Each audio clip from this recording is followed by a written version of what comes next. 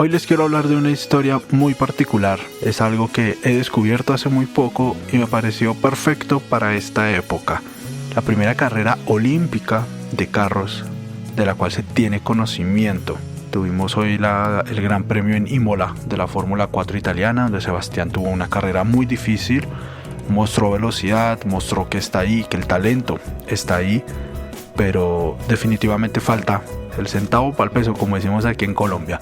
Seguramente en las próximas ediciones estará mejor, pero hoy nos vamos a centrar no en la última, sino en la primer carrera. Y para eso tenemos que irnos a Grecia, porque la primera carrera tuvo un narrador, tuvo un periodista que la expuso y fue parte de los primerísimos Juegos Olímpicos.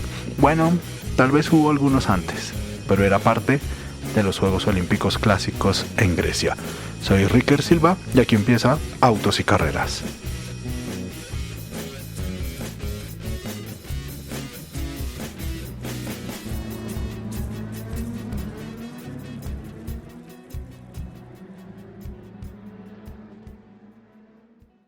Así que les voy a contar, es una historia un poco curiosa, pero de verdad a mí me ha llenado de muchísima emoción.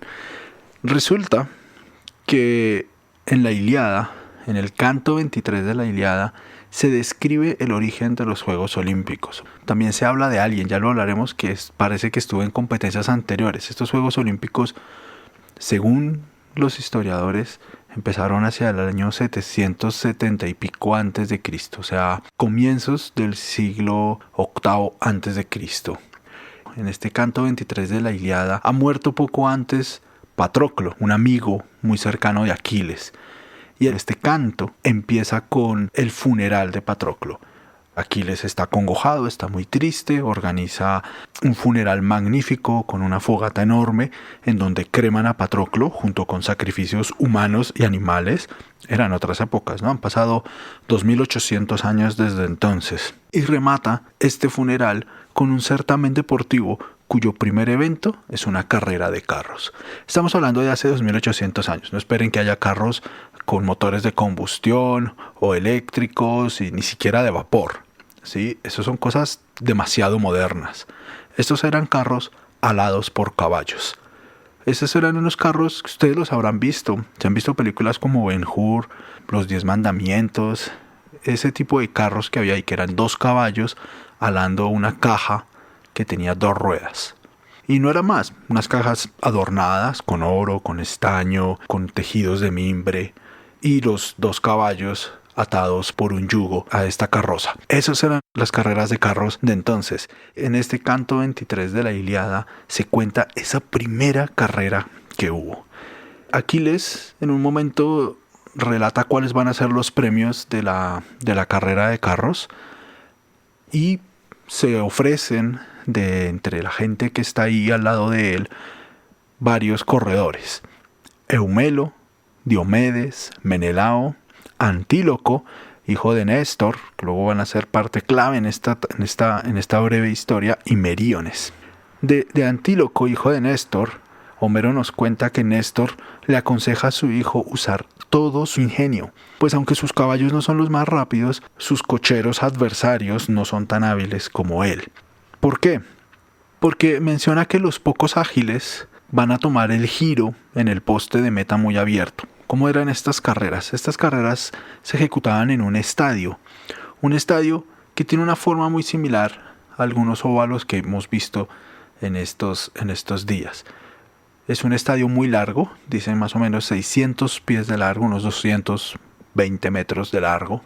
Ellos arrancaban en un costado de este gran rectángulo, se largaban, iban hasta el fondo donde habría un palo, le darían la vuelta y se devolvían. En este momento hay algo de la narración que no se entiende tan fácil como que había un estadio, pero había un estadio de donde ellos iban a partir y a donde iban a volver, y abajo en la llanura estaría esa meta.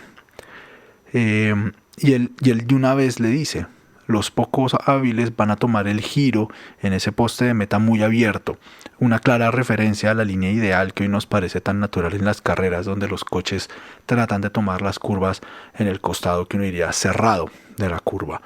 le describe a su hijo ese poste de meta. Le dice que es un palo que está clavado en el piso, que sobresale un poco, que acaso tiene una roca al lado también para que lo distinga. Ese poste se llama pole y lo vemos también en las carreras de caballos hoy en día. Cuando hablamos de el pole sitter, el dueño de la pole position en una carrera, estamos haciendo una referencia justamente a esas carreras de caballos en donde había un palo que marcaba la posición del ganador, de dónde iba a alargarse esa carrera. Todo esto me parece muy fascinante además porque es como que a uno le han contado que en Grecia se creó esto que se llama Occidente, como esta sociedad moderna. Una vez se identifica o hace su aparición el individuo, el ciudadano y la polis, como este sitio en donde podemos tener voz y voto. Pero en ese momento estamos hablando de una carrera. El orden de partida es sorteado por Aquiles y Antíloco es el que queda primero. ¿Qué quiere decir que queda primero? Como en las carreras de caballos, que va a largar en el carril de adentro. Es lo que se mantiene en muchas de las competencias y es lo que se mantiene también en la posición de privilegio en la Fórmula 1. Siempre el que larga en la pole va por el lado más favorecedor para esa pista. A veces será la parte interna de la pista, otras veces será la parte externa. Ahora depende más de por dónde pasan los carros y dejan más huella de caucho. Que fue un poco lo que pasó cuando cambiaron la grilla de partida en el Gran Premio de Japón, cuando ya Prost estaba en Ferrari y Senna quería ganar ese campeonato, creo que fue en el 90. Ayrton Senna provoca un accidente que al final le daría a él el campeonato. Antíloco largaría primero y Diomedes, que era el favorito que tendría los caballos más rápidos, largaría último.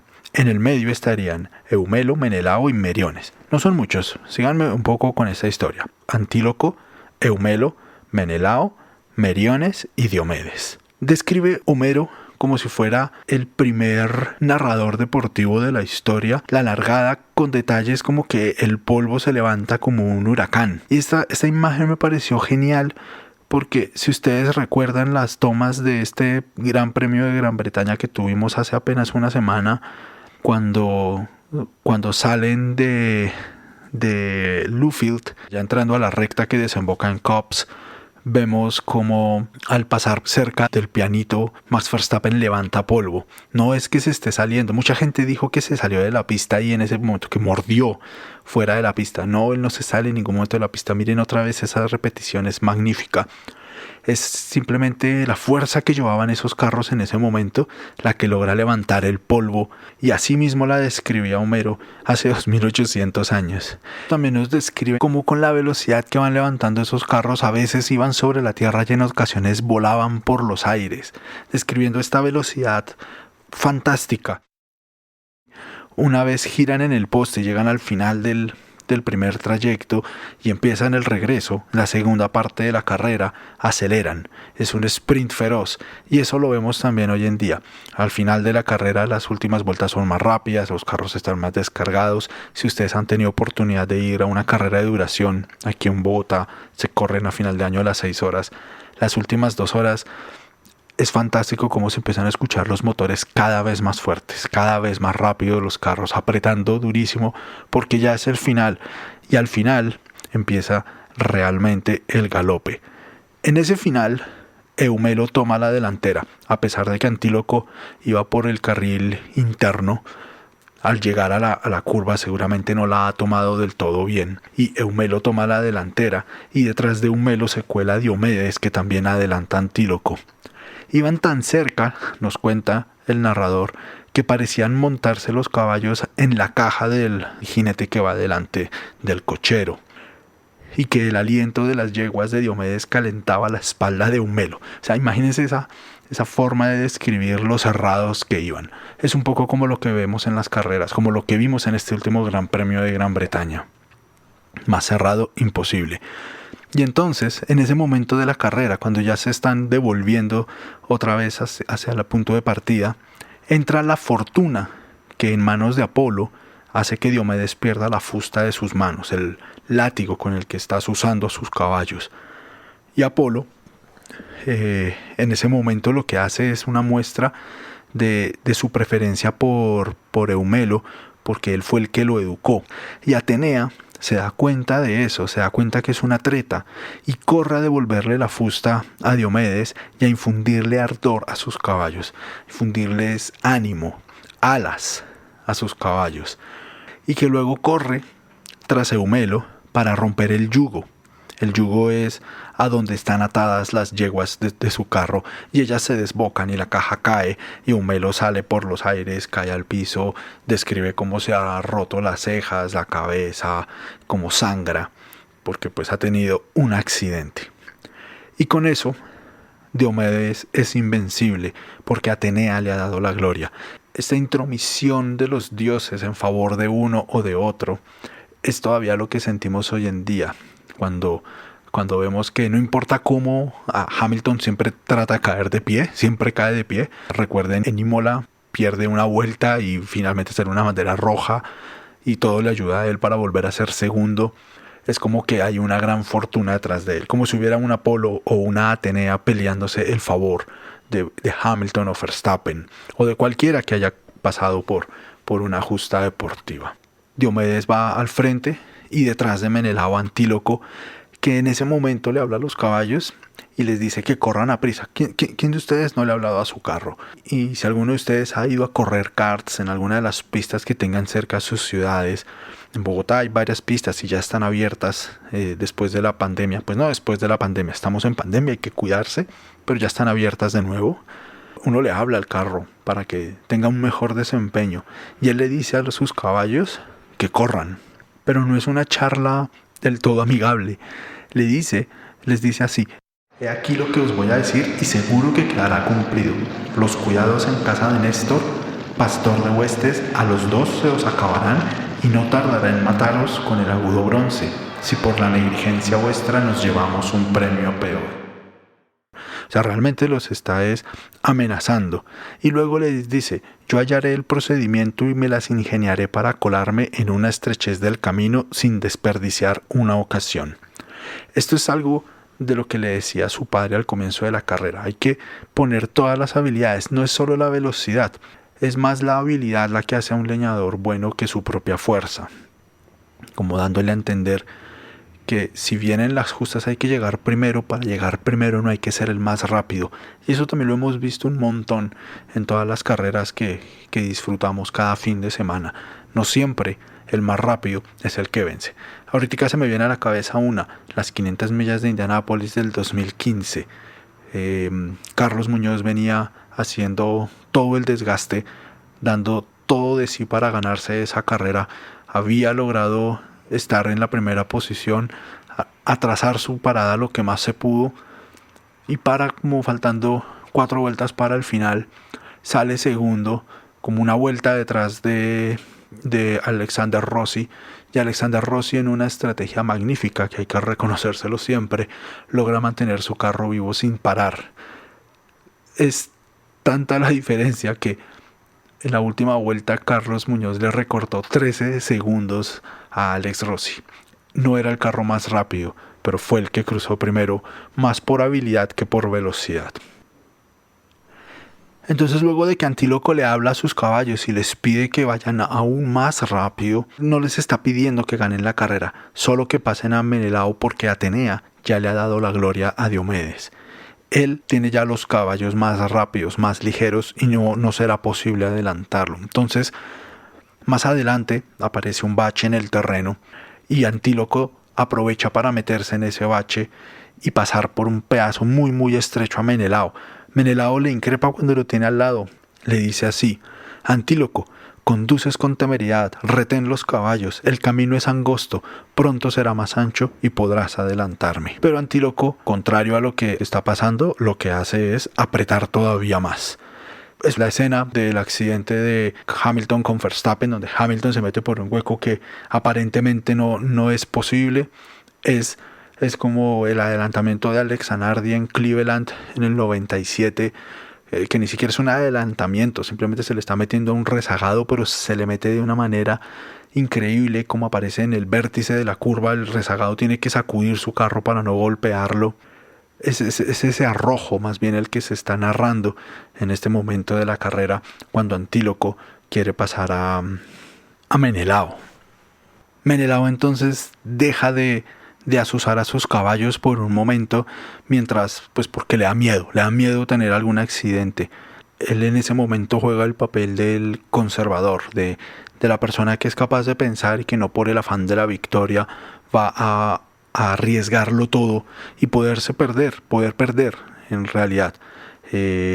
Hablan ahí de caer al polvo, y morder el polvo de la derrota es uno de esos versos que nosotros tenemos, que seguramente tiene su origen en este tipo de epopeyas. Y en ese momento Menelao se retrasa, lo que equivale a un lance del disco. Acuérdense que estamos en los Juegos Olímpicos, de estos que estamos hablando, del lanzamiento de disco. Esa es una forma de dar en esa época una medida de qué tan atrás quedó Menelao en ese momento. Y en este punto, Homero empieza a relatar lo que está pasando en la tribuna. Hay dos personas que están viendo la carrera y que ven a lo lejos las nubes de polvo, y entre las nubes de polvo empiezan a distinguir unos caballos y empiezan a discutir cuáles caballos son, porque ven que son los caballos, pero no están los carros, no está el jinete, porque es Eumelo, que ha caído al piso por la fortuna o la mala fortuna que ha puesto sobre él Atenea. Alguien le increpa, le dice: no, usted no está viendo bien, esos son los caballos de él y que viene ganando y todo eso, y apuestan y vociferan un poco hasta que Aquiles los llama al orden y les dice: bueno, ya no más, déjenlos que corran, déjenlos que se acercan, y en algún momento ya sabremos qué es lo que está pasando. Diomedes al final remata la carrera a más velocidad todavía, tanta que nos describe el poeta, que sus ruedas apenas tocan el polvo y no dejan huella a su paso. Antíloco llega detrás, segundo, tras haber adelantado a Menelao astutamente, aguerridamente, que al final logra llegar mucho más cerca de Antíloco que lo que quedó en el momento del sobrepaso. Dicen que las ruedas casi que se superponían. Un poco más larga la carrera y le habría pasado, dice Homero. ¿Y cuántas veces no decimos eso? ¿Cuántas veces no decimos como le faltó una vuelta más y habría ganado? Meriones llegó último, con los caballos más lentos y la habilidad más reducida de toda esa grilla olímpica de la primera carrera. Al final, Eumelo sí pasa la meta. Después de su accidente, herido, sangrante, logra llegar a la meta más o menos controlando a sus caballos, y despierta la piedad de Aquiles, que le otorga el segundo premio, que era una yegua indómita preñada, y todos lo aclamaron. Todos excepto a Antíloco, ¿no? Porque Antíloco le dice algo así como: oye, esa yegua es mía. Si cumples esa palabra, vamos a tener aquí un problema. Y le recuerda, le dice a Aquiles: en tu tienda hay oro, hay una gran cantidad de cosas. Si quieres puedes darle incluso un premio mejor, pero de tus cosas, no de mi yegua. Y Aquiles le dice: bien, está bien, tienes toda la razón. Y decide darle un premio de consolación muy bueno a Eumelo y dejar la yegua indómita preñada en manos de Antíloco. Luego, por supuesto, después de ese sobrepaso temerario de Antíloco, pues Menelao está muy bravo. Dice que lo ha humillado, que ha sido un adelantamiento traicionero. Está muy molesto, y Antíloco acepta que esté molesto y le dice que él es más joven. Como tú eres más viejo, debes entender también un poco qué pasa con la juventud. Y asume su error de adelantarlo de esa manera, y le ofrece la yegua que acaba de ganar. Todo por no perder su afecto, el afecto de Menelao, y parecer un criminal ante las deidades. Era una cuestión de honor. Ustedes recordarán en algún momento cuando Juan Manuel Fangio estaba peleando el campeonato y su carro se está dañando y no puede defender el campeonato, uno de sus compañeros de equipo se detiene y le pasa el carro y le dice: vaya usted y gane el campeonato. Esa forma de generosidad, de honor deportivo, es algo que ya no se ve, pero que estaba ahí y que está aquí presente en esta historia de esta primera carrera. Eumelo entonces elogia la sensatez de Antíloco, y en un acto igualmente honorable le otorga la yegua que en ese momento era de él, y todos están amigos. Ojalá algo de esto pasara entre Verstappen y Hamilton, como que hubiera una suerte de momento en el que ellos puedan simplemente respetarse, mostrarse ese afecto y ese respeto que se tienen. El quinto premio fue dado a Néstor, el padre de Antíloco, y me pareció algo muy bonito porque es algo así como si fuera el premio a una vida. Entonces Aquiles toma ese quinto premio y le dice a Néstor: toma también para ti, anciano, hay un presente en prenda y memoria de los funerales de Patroclo, a quien ya no verás entre los argivos. Te doy este premio sin competir, pues ni en el pugilato participarás, ni en la lucha pelearás, ni entrarás en la competición de jabalina, ni en la carrera tomarás parte, pues la dura vejez ya te oprime con tu peso. Luego Néstor le cuenta de sus gestas anteriores, de las veces en que ganó en el pugilato, que no es otra cosa que el boxeo, y en la lucha, y en la carrera, pues que es el atletismo, y da a entender que este certamen que nos está describiendo Homero no era el primero, ya hubo antes algunos. Y recibe ese quinto premio con muchísimo gusto, porque ya no va a poder defender esos triunfos que tuvo antes en el boxeo, en la lucha, en la jabalina o en la carrera. Aquí se acaba el pedazo del canto 23 en donde nos describe este primer certamen, que era la carrera de carros. Además era el primer certamen. Y yo me pregunto por qué no existe el automovilismo como parte de los Juegos Olímpicos que estamos disfrutando hoy.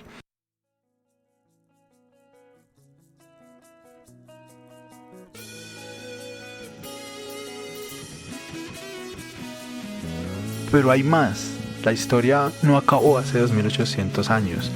Obviamente los Juegos Olímpicos luego entran en un receso muy prolongado y se vuelven a ejecutar a partir del año 1896, cuando se vuelven a celebrar los Juegos Olímpicos, lo que se llaman los Juegos Olímpicos modernos.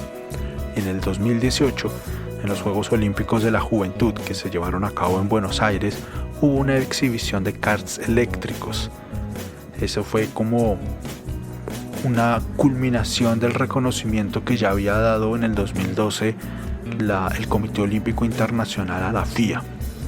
Y si los dioses aún recuerdan estas gestas de los funerales de Patroclo en París, podremos ver el kartismo como deporte olímpico una vez más. Deportistas subiéndose a unos carros a competir por este fraternal evento deportivo. Soy Ricker Silva y los espero el próximo jueves en Autos y Carreras. Autos y Carreras es una producción de Sala Faniáticas dirigida por Aleida Rodríguez y Frank Ricker Silva. Encuéntranos en Twitter como @faniáticas. Con música de Luis Sánchez Gooding, imagen a cargo de Jaime González y Diana Abadía. ¿Quieres grabar tu podcast de forma profesional? Escríbenos.